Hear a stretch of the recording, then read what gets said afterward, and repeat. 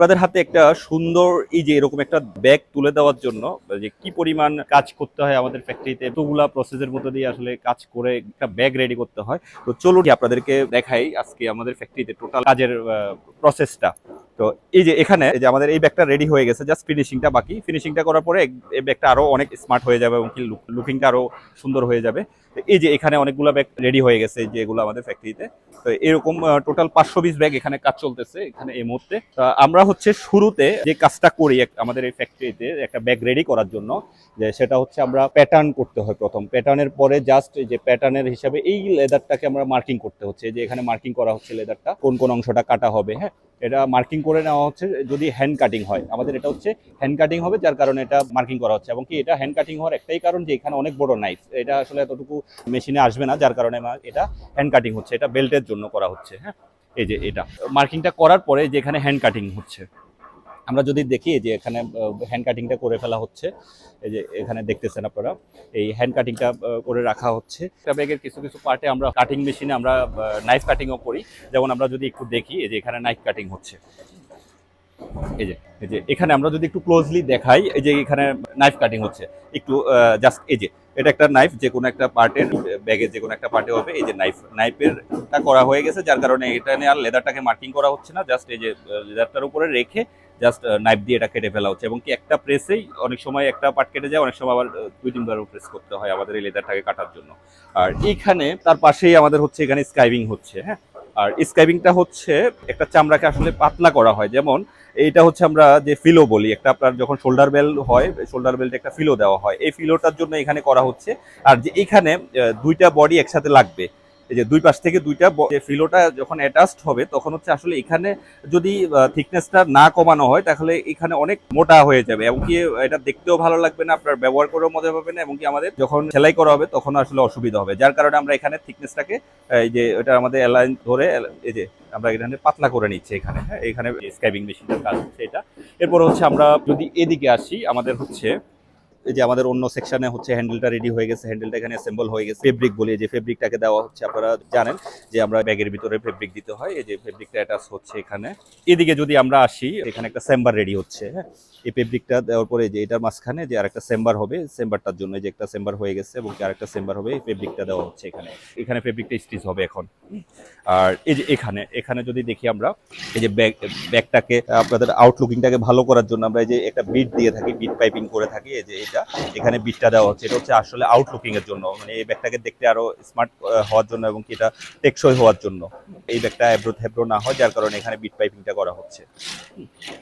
এরপরে হচ্ছে আমরা যদি যাই আমাদের পরবর্তী সেকশনে,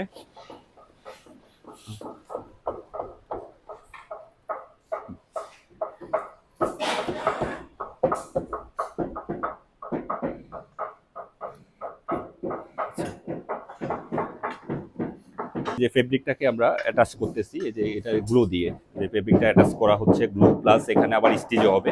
গ্লুটা দেওয়া হচ্ছে আসলে এটার অ্যালাইনমেন্টটা ঠিক রাখার জন্য, কারণ আমরা যখন এটা লেদার দিয়ে লেদারও বসানোর পরে এটা যখন আমরা সেলাই করতে যাব, তখন হচ্ছে আসলে এটার অ্যালাইনমেন্টটা ঠিক থাকবে না, যার কারণে আমরা এখানে ফেস্টিং করে নেওয়া হচ্ছে, যার কারণে অ্যালাইনমেন্ট একদম 100% অ্যাকুরেট থাকবে, কোনো প্রবলেম হবে না। এবং কি এর পরবর্তীতে পেস্টিং এর পরে এখানে যে বাহিরের যে প্যাটার্ন ধরে, অর্থাৎ আমাদের ফিক্সড প্যাটার্নটাকে ধরে বাহিরের যে অ্যালাউন্সটা বেশি ছিল এটাকে আমরা কেটে এখানে কিন্তু ফিক্সড করে দেওয়া হচ্ছে, যেন এটা দেখতে খারাপ না দেখা যায়। এই জন্য এখানে এই যে ফিক্সড করে ফেলা হচ্ছে আমাদের ফেব্রিকটা ধরে, এবং এটা আবার স্টিচ হয়ে যাবে এখানে, পেস্টিং হয়ে গেছে। আচ্ছা, এরপরে হচ্ছে আমরা এদিকে যদি দেখি,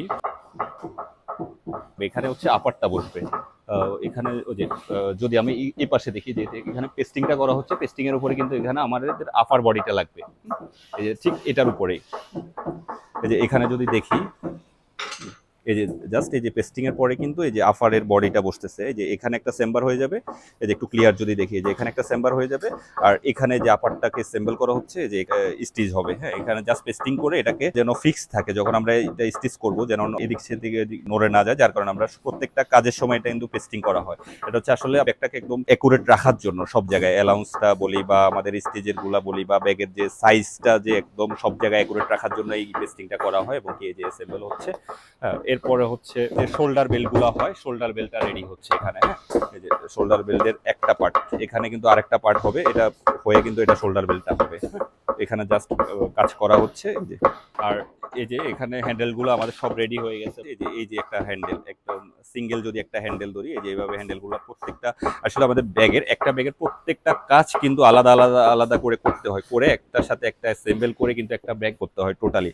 আর এই প্রসেসটা আমাদের যেতে একটা ব্যাগ রেডি হতে আপনারা দেখতেছেন কতগুলা কাজ করতে হয়। আর আমরা যদি বলি এখানে কিন্তু আমাদের প্রায় 7 থেকে 8 দিনের কাজ চলতেছে যে 500 পিস ব্যাগের, অনেকগুলো আসলে প্রসেসের মধ্যে দিয়ে যেতে হয়। এই যে এখানে এই যে আমাদের শোল্ডার বেল্টের যে ফিলোটা বলছিলাম, এই যে ফিলোটা রেডি হচ্ছে। হ্যাঁ, এখানে ফিলোটারে যে ফেস্টিং করা হচ্ছে, এটা দেখতে সফট করা হচ্ছে আপনারা যখন কমফোর্টেবল ফিল করার জন্য। এখানে যে একটা আমরা ইবা বলি, ইবা দেওয়া হচ্ছে।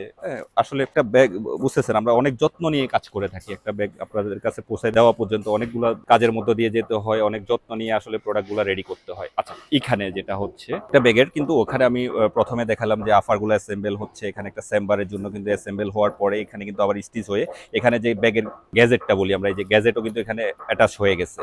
গ্যাজেটটা অ্যাটাচ হয়ে গেছে জাস্ট একটা, এরপরে হচ্ছে আমাদের ব্যাক সাইডটা লাগবে, লাগার পরে কিন্তু আমাদের একটা ব্যাগ প্রায় কাজ শেষ। হ্যাঁ, তো এইখানে যে ফাইনালের দিকে আমাদের কিন্তু ব্যাগটা চলে যাচ্ছে। এই যে এটা হচ্ছে গ্যাজেট, আফার গ্যাজেট এবং কি এটা ব্যাক সাইড। এই যে এখানে যে ব্যাক সাইডটা লাগানো হচ্ছে। এখানে আমি আরেকটা জিনিস যে বলে দিই, আমরা আপনাদের জন্য একটা ভিতরে সিক্রেট চেম্বার করে থাকি। এই যে সিক্রেট চেম্বার করে দেওয়া হচ্ছে। এরপর ল্যাপটপটা কোথায় হচ্ছে?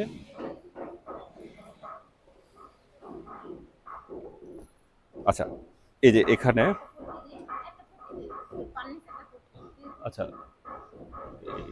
আচ্ছা, এইভাবে হচ্ছে আমাদের ল্যাপটপের কিন্তু ওই যে ল্যাপটপের জন্য আমরা করে দিয়ে থাকি ফিবি এবং ফেব্রিক দিয়ে।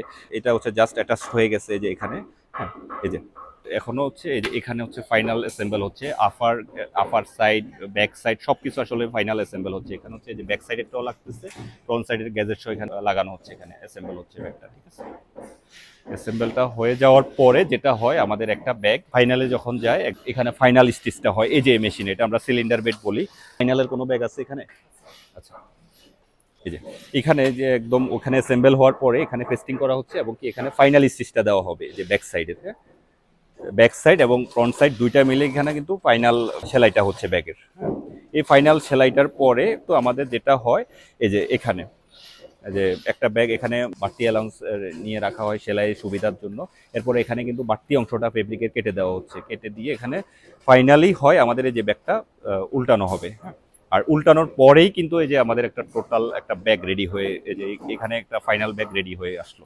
হ্যাঁ, এই যে এখন আমরা যদি দেখি যে এই সবগুলা ব্যাগ কিন্তু আমাদের স্টিচ হয়ে গেছে, এখন জাস্ট উল্টানোর পরে কিন্তু ব্যাগটা একদম প্রপার ওয়েতে চলে আসবে। এই যে এই যে আমি এখানে করা আছে যে দেখতেছি, এই যে একদম ফাইনাল একটা ব্যাগ। এই যে এটাই, এটা রেডি হয়ে গেল।